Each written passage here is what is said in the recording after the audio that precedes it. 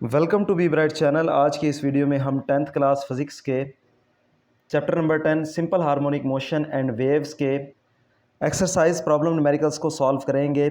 जबकि ये इस चैप्टर के हवाले से हमारा जो है वो सेकंड पार्ट वीडियो है, जिसके अंदर हम 10.4 से लेकर 10.7 तक न्यूमेरिकल्स को कवर करेंगे। जबकि इससे प्रीवियस पार्ट के अंदर हमने 10.1 से लेकर 10.3 तक जो है वो न्यूमेरिकल्स को सॉल्व किया था। तो 10.4 क्वेश्चन की स्टेटमेंट को रीड करते हैं। A simple pendulum completes one vibration in 2 seconds. Calculate its length when g is equal to 10.0 metre per second square. अब यहाँ पर हमें ये कहा गया है एक सिंपल पेंडुलम हमारे पास है जो कि अपना एक कंप्लीट वाइब्रेशन 2 सेकेंड के अंदर मुकम्मल करता है, और दूसरा ये कि हमने उसकी जो है वो लेंथ को कैलकुलेट करना है और ग्रेविटेशन एक्सेलेरेशन की वैल्यू जो है वो हमारे पास गिवन है। तो एक कंप्लीट वाइब्रेशन या एक कंप्लीट चक्कर को जितना कंप्लीट करने में कोई भी पेंडुलम टाइम लेता है तो वो उसका जो है वो टाइम पीरियड कहलाता है। इसको मैं डायग्राम की मदद से मैं आपको दिखा देता हूँ। जिस तरीके से यहाँ पर हमारे पास जो है वो पेज नंबर 4 के ऊपर एक सिंपल पेंडुलम की डायग्राम को दिखाया गया है। तो अब ए पोजीशन से बी पोजीशन तक और फिर बी पोजीशन से ए पोजीशन तक मुकम्मल चक्कर लगाने में या एक कंप्लीट राउंड ट्रिप, या हम इसको कह सकते हैं कि कंप्लीट वाइब्रेशन को कंप्लीट करने में जितना टाइम एक पेंडुलम लेता है तो वो उसका टाइम पीरियड कहलाता है। तो जबकि यहाँ पर हमें ये बताया गया है कि कंप्लीट जो उसकी वाइब्रेशन है उसको कंप्लीट करने में उसको कितना टाइम लगता है, 2 सेकेंड। तो इसका मतलब ये है उस पेंडुलम का जो टाइम पीरियड है वो कितना होगा, 2 सेकेंड होगा। तो अब स्टेटमेंट के मुताबिक एक तो हमें जो है वो टाइम पीरियड जो है वो गिवन है, और दूसरा जो है वो हमें ग्रेविटेशन एक्सेलेरेशन की वैल्यू को जो है वो हमारे पास गिवन है। जबकि हमने उस पेंडुलम की लेंथ को जो है वो कैलकुलेट करना है। तो अब इसके सोल्यूशन को हम देखते हैं। तो क्वेश्चन की स्टेटमेंट के मुताबिक यहाँ पर जो है वो मैंने गिवन डाटा को अरेंज किया है। तो टाइम पीरियड जो है उसको हमने टी से रिप्रेजेंट किया है जो कि 2 सेकेंड है, और ग्रेविटेशन एक्सेलेरेशन जी की वैल्यू हमारे पास गिवन है 10 मीटर पर सेकेंड स्क्वायर। जबकि जो हमने फाइंड आउट करना है वो लेंथ ऑफ पेंडुलम है जिसको हमने एल से रिप्रेजेंट किया है। तो उसके लिए जो हमारे पास फार्मूला है सिंपल पेंडुलम के टाइम पीरियड को फाइंड आउट करने के लिए, वो हमारे पास है T is equal to 2πL/g। अब हमें क्योंकि टाइम पीरियड का जो ड्यूरेशन है वो हमें दिया गया है, ग्रेविटेशन एक्सेलेरेशन की वैल्यू को भी जो है वो हमारे पास क्वेश्चन की स्टेटमेंट के अंदर मौजूद है, जबकि हमें लेंथ ऑफ पेंडुलम जो है वो उसको कैलकुलेट करना है। तो हम इस फार्मूला की मदद से जो है वो लेंथ ऑफ पेंडुलम को जो है वो कैलकुलेट करेंगे। अब नेक्स्ट पेज पर जो है वो दोबारा से मैंने उस फार्मूला को लिखा है क्योंकि हमने लेंथ ऑफ पेंडुलम जो है वो कैलकुलेट करनी है। तो इसके लिए हम क्या करेंगे, सबसे पहले जो है वो दोनों तरफ स्क्वायर लेंगे ताकि जो है वो इस स्क्वायर रूट से जो है वो हम इसको रिमूव कर सकें। तो हमने दोनों तरफ जो है वो स्क्वायर लिया। तो स्क्वायर लेने के बाद यहाँ पर हमारे पास टी का स्क्वायर लेने से टी स्क्वायर आएगा, 2 का स्क्वायर लेने से 4 आ जाएगा, पाई का स्क्वायर जो है वो पाई स्क्वायर हो जाएगा। इसी तरीके स्क्वायर से रूट जो है वो क्या हो जाएगा, कैंसिल हो जाएगा। अब उसके बाद स्क्वायर रूट जो है वो ख़त्म हो चुकी है। उसके बाद क्योंकि हमने जो है वो लेंथ ऑफ पेंडुलम को कैलकुलेट करना है तो हम इसको बिल्कुल सेपरेट कर लेंगे। जिस चीज़ की वैल्यू को हमने फाइंड आउट करना होता है उसको हम बिल्कुल सेपरेट कर लेंगे। तो बाकी जो वैल्यूज़ हैं, अगर जिस तरीके से जी हमारे पास डिवाइड हो रहा है या दूसरी तरफ इक्वालिटी की दूसरी तरफ जाएगा तो ये मल्टीप्लाई हो जाएगा टी स्क्वायर के साथ। इसी तरीके से 4 पाई स्क्वायर जो है वो हमारे पास मल्टीप्लाई की फॉर्म में है। तो इक्वालिटी से जब ये दूसरी तरफ जाएगा तो यहाँ पर क्या हो जाएगा, ये डिवाइड हो जाएगा। अब उसके बाद जस्ट हमने क्या करना है, यहाँ पर वैल्यूज़ को पुट करना है। अब जस्ट यहाँ पर जो है वो वैल्यूज़ को हम पुट करेंगे। टाइम पीरियड की जो है वो वैल्यू हमारे पास गिवन है 2 सेकेंड है, ग्रेविटेशन एक्सेलेरेशन की वैल्यू 10 है, और पाई की वैल्यू जो है वो हमारे पास 3.14, या हम इसको 22/7 अगर हम करेंगे तो वो हमारे पास आएगा 3.14। अब इन वैल्यूज़ को जहाँ पर इनका स्क्वायर लेना है, मल्टीप्लाई करना है, इनको आपस में हम कैलकुलेट करेंगे। 2 का स्क्वायर हमारे पास 4 आ जाएगा, 10 एज इट इज़। उसके बाद 4 मल्टीप्लाई बाई 3.14 का जब हम स्क्वायर लेंगे तो वो हमारे पास आएगा 9.8596। अब इनको मल्टीप्लाई करने के बाद जब आपस में हम डिवाइड करेंगे कैलकुलेटर की मदद से तो हमारे पास जो लेंथ ऑफ पेंडुलम आएगी वो आएगी 1.014 मीटर। तो इस तरह से लेंथ ऑफ पेंडुलम को हमने कैलकुलेट कर लिया। अब उसके बाद नेक्स्ट जो हमारे पास न्यूमेरिकल 10.5 है उसकी क्वेश्चन की स्टेटमेंट को रीड करते हैं और उसके सोल्यूशन की तरफ बढ़ते हैं।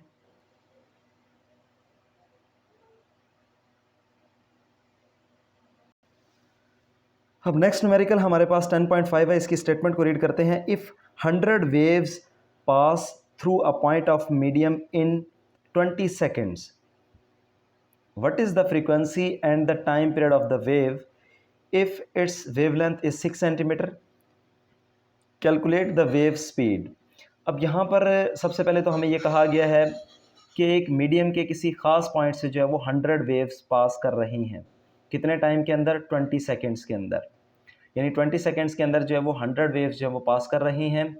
तो दूसरा हमें ये कहा गया है कि व्हाट इज़ द फ्रीक्वेंसी, उसकी फ्रीक्वेंसी क्या होगी और उसका टाइम पीरियड क्या होगा। दो चीज़ें हमने जो है वो कैलकुलेट करनी है, फ्रीक्वेंसी, टाइम पीरियड।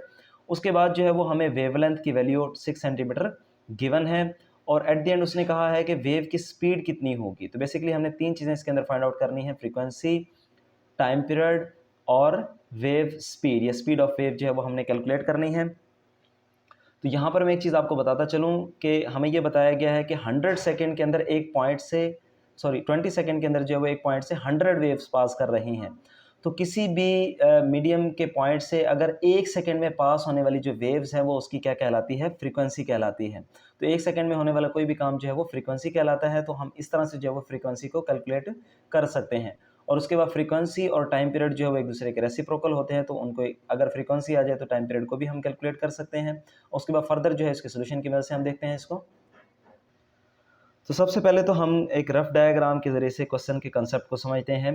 हमें ये कहा गया है कि हमारे पास जो वेव्स हैं वो एक पॉइंट से पास कर रही हैं, इस तरह से कोई पॉइंट पी हमारे पास है और 100 वेव्स जो हैं वो पास कर रही हैं किससे? एक पॉइंट पी से कितने टाइम के अंदर? 20 सेकंड के अंदर जो है वो 100 वेव्स पास कर रही हैं।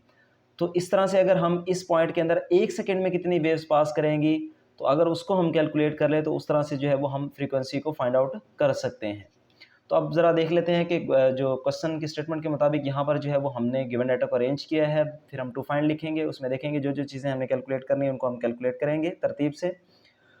तो गिवन डाटा में हमारे पास एक तो ये है कि नंबर ऑफ़ वेव्स हमें गिवन है 100 और कितने टाइम के लिए वो पास कर रही हैं? 20 सेकंड के लिए। तो टाइम जो है वो हमारे पास गिवन है और वेवलेंथ ऑफ द वेव जो हमारे पास है वो, जिसको हम लैम्डा से रिप्रेजेंट किया हमने, 6 सेंटीमीटर है। तो इसका एसआई यूनिट हमारे पास होता है मीटर। तो इसको हम 100 से डिवाइड करेंगे तो लैम्डा की जो वैल्यू है वो हमारे पास मीटर के अंदर आ जाएगी 0.06 मीटर। अब उसके बाद नेक्स्ट जो है वो हमने फाइंड आउट करना है। टू फाइंड में हम लिखेंगे, एक तो हमने सबसे पहले फ्रीक्वेंसी जो है वो हमने फाइंड आउट करनी है। उसके बाद जो है वो टाइम पीरियड जो है वो हमने फाइंड आउट करना है और वेव स्पीड। तो ये तीन चीज़ें जो है वो हमने फाइंड आउट करनी है। तो सबसे पहले तो हम ये देख लेते हैं कि जैसे मैंने आपको बताया था कि 100 वेव्स अगर पास कर रही हैं 20 सेकंड के अंदर, एक सेकंड में जितनी वेव्स पास करेंगी तो वो उसकी फ्रीक्वेंसी हम उस तरह से फाइंड आउट कर सकते हैं। तो इसके लिए हमने ये लिखा है कि वी नो दैट फ्रीक्वेंसी जो है वो किसके इक्वल होगी, जैसे मैंने अभी आपको बताया है, number of waves divided by time. जो टोटल टाइम हमें गिवन है तो इससे हम डिवाइड करेंगे तो हमारे पास जो है वो एक सेकंड के अंदर जो वेव्स पास कर रही हैं वो हमारे पास आ जाएगी, तो जो कि इक्वल होती है फ्रीक्वेंसी के। तो 100 डिवाइड बाय 20 हम करेंगे तो हमारे पास आएगा 5। तो फ्रीक्वेंसी का यूनिट हमारे पास हर्ट्ज़ है, तो इस तरह से जो फ्रीक्वेंसी जो उस वेव की होगी वो 5 हर्ट्ज़ होगी। और हमें ये पता है कि फ्रीक्वेंसी और जो टाइम पीरियड है वो एक दूसरे का रेसिप्रोकल होते हैं। तो हम अगर फ्रीक्वेंसी का रेसिप्रोकल लेंगे तो वो हमारे पास टाइम पीरियड के इक्वल होगा।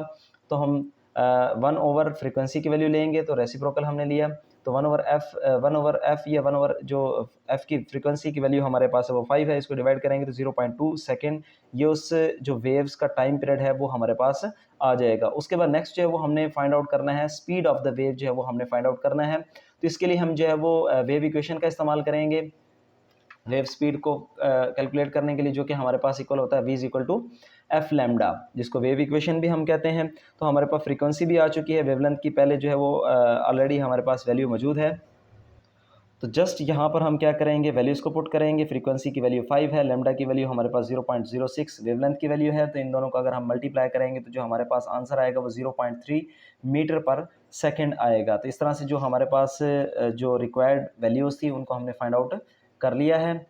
उसके बाद नेक्स्ट जो हमारे पास क्वेश्चन है 10.6, उसकी स्टेटमेंट को हम रीड करते हैं और उसके सोल्यूशन की तरफ बढ़ते हैं।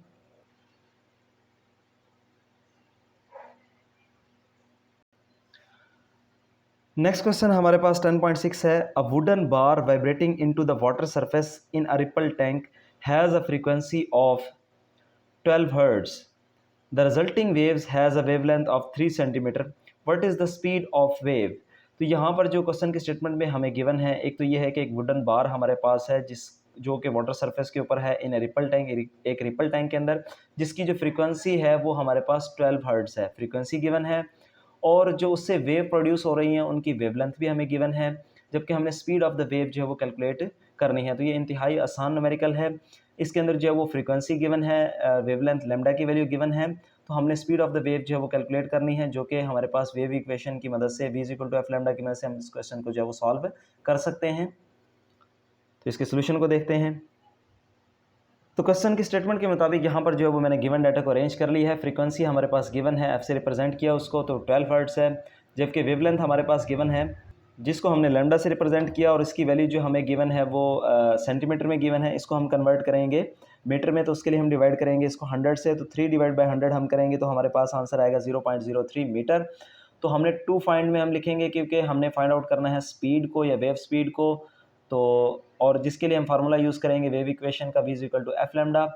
तो फ्रीक्वेंसी की वैल्यू भी गिवन है, वेवलेंथ की वैल्यू भी गिवन है, जस्ट इनकी वैल्यूज़ को जो है वो पुट करेंगे और मल्टीप्लाई करने से जो आंसर हमारे पास आएगा वेव स्पीड का वो 0.36 मीटर पर सेकेंड जो है वो वेव स्पीड हमारे पास आ जाएगी। उसके बाद नेक्स्ट जो न्यूमेरिकल हमारे पास 10.7 जो कि आज का हमारा लास्ट न्यूमेरिकल है इस पार्ट का, तो उसको कवर करते हैं, उसकी स्टेटमेंट को रीड करते हैं, उसके सोल्यूशन की तरफ बढ़ते हैं। 10.7 न्यूमेरिकल की स्टेटमेंट को रीड करते हैं। A transfer wave produced on a spring has a frequency of 190 hertz and travels along the length of the spring of 90 meter in 0.5 second. Option A है what is the period of the wave, B है what is the speed of the wave, option C है what is the wavelength of the wave. तो अब इस statement के मुताबिक हमें ये बताया गया है कि एक जो वेव है वो प्रोड्यूस हुई है, ट्रांसफ़र वेव, एक स्प्रिंग के अंदर, जिसकी जो फ्रीक्वेंसी हमारे पास है वो 190 हर्ट्ज़ है, जबकि वो ट्रैवल करती है, वेव कितना डिस्टेंस ट्रैवल करती है, 90 मीटर जो है वो स्प्रिंग के अलॉन्ग जो है वो ट्रैवल करती है। कितने टाइम के अंदर, टोटल टाइम भी हमें गिवन है 0.5 सेकेंड। उसके बाद हमें ये कहा गया है, एक तो हमने पीरियड ऑफ द वेव यानी टाइम पीरियड हमने कैलकुलेट करना है वेव का यानी कैपिटल टी, उसके बाद स्पीड ऑफ द वेव और वेवलेंथ ऑफ द वेव हमने जो है वो फाइंड आउट करनी है। तो इसमें तीन चीज़ जो है वो हमने फाइंड आउट करनी है। तो सबसे पहले तो मैं आपको बता देता हूं कि जो क्वेश्चन के स्टेटमेंट के मुताबिक जो हमें बताया गया है कि एक स्प्रिंग है जिसके अंदर जो वो ट्रांसफ़र वेव प्रोड्यूस हुई हैं। तो ट्रांसफ़र वेव्स वो वेव्स होती हैं जो कि जिसके अंदर जो मीडियम के पार्टिकल हैं वो अप एंड डाउन मूव करते हैं, जबकि वेव की प्रोपेगेशन या ट्रांसमिशन की जो डायरेक्शन होती है वो एक दूसरे के लिहाज से क्या होती है, परपेंडिकुलर होती है। तो यहाँ पर वो स्प्रिंग की जो है वो मैंने जो है वो ट्रांसफ़र वेव्स की फॉर्म में यहाँ पर रिप्रेजेंटेशन, एक रफ रिप्रेजेंटेशन की है। तो इस तरह से जो है वो ट्रांसफ़र वेव हमारे पास होगी।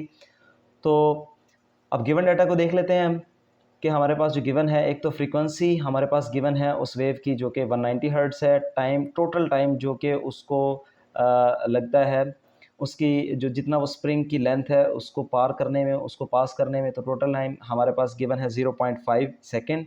जबकि लेंथ ऑफ स्प्रिंग जो कि डिस्टेंस जितना उस वेव ने ट्रैवल करना है, जितनी उस लेंथ ऑफ स्प्रिंग होगी उतना ही उसको डिस्टेंस जो है वो ट्रैवल करना होगा, जो कि हमारे पास है 90 मीटर। अब उसके बाद हमने फाइंड करनी है तीन चीज़ें, एक तो टाइम पीरियड हमने फाइंड आउट करना है, वेव स्पीड मालूम करनी है, वेव लेंथ जो है वो फाइंड आउट करनी है। तो सबसे पहले जो है वो हम फाइंड आउट करेंगे टाइम पीरियड। तो टाइम पीरियड और फ्रीक्वेंसी जो है वो हमारे पास, टाइम पीरियड हमने फाइंड आउट करना है, फ्रीक्वेंसी की वैल्यू जो है वो हमें ऑलरेडी गिवन है। तो इसी हवाले से मैं आपको बताता चलूँ कि जो फ्रीक्वेंसी और टाइम पीरियड हैं वो एक दूसरे के रेसिप्रोकल होते हैं। अगर हम फ्रीक्वेंसी का टाइम रेसिप्रोकल लेंगे तो हमारे पास टाइम पीरियड की वैल्यू जो है वो इजीली कैलकुलेट हो जाएगी। तो इसके लिए हम लिखेंगे सोल्यूशन में कि हमारे पास जो टाइम पीरियड है वो इक्वल होगा 1/f यानी रेसिप्रोकल ऑफ फ्रीक्वेंसी के इक्वल होगा। तो हम रेसिप्रोकल ले लेंगे जस्ट फ्रीक्वेंसी का, तो 1/190 हम करेंगे तो हमारे पास जो है वो टाइम पीरियड की वैल्यू आ जाएगी जो कि 0.0052 है। जिसको अगर हम राउंड ऑफ करें, क्योंकि यहाँ पर थर्ड डेसिमल प्लेस पर हमारे पास 5 है, तो यहाँ पर हम अगर 2 डेसिमल प्लेस तक इसको राउंड ऑफ करते हैं तो 0.01 सेकेंड जो है वो इसको अप्रॉक्सीमेटली हम लिख सकते हैं। उसके बाद नेक्स्ट हम फाइंड आउट करेंगे वेव की स्पीड को।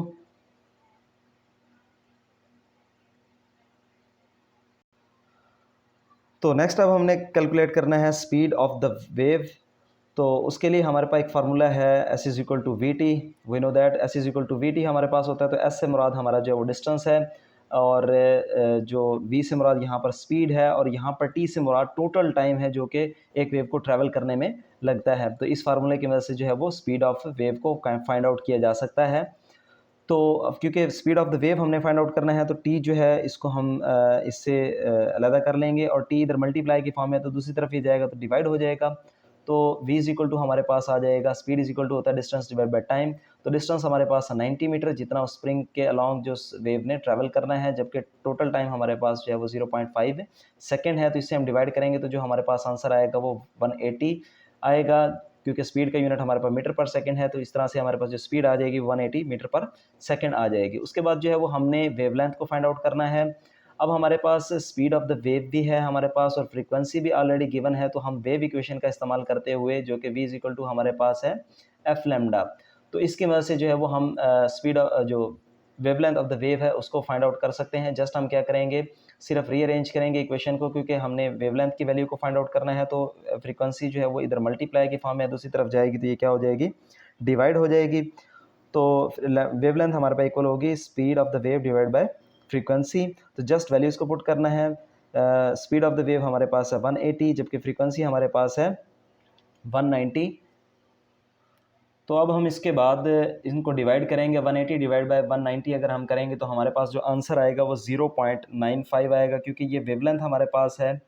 तो ये हमारे पास मीटर में आएगी जो कि 0.95 अप्रॉक्सीमेटली होगी। तो इस तरह से जो है वो हमने वेवलेंथ ऑफ द वेव को भी फाइंड आउट कर लिया। उम्मीद है आज की वीडियो जो है वो आपको पसंद आई होगी। अगर आपको मेरी वीडियो पसंद आई है तो मैं आपसे गुजारिश करूँगा कि मेरी वीडियो को लाइक करें, मेरे चैनल को सब्सक्राइब करें, ज़्यादा से ज़्यादा लोगों तक शेयर करें। Thank you.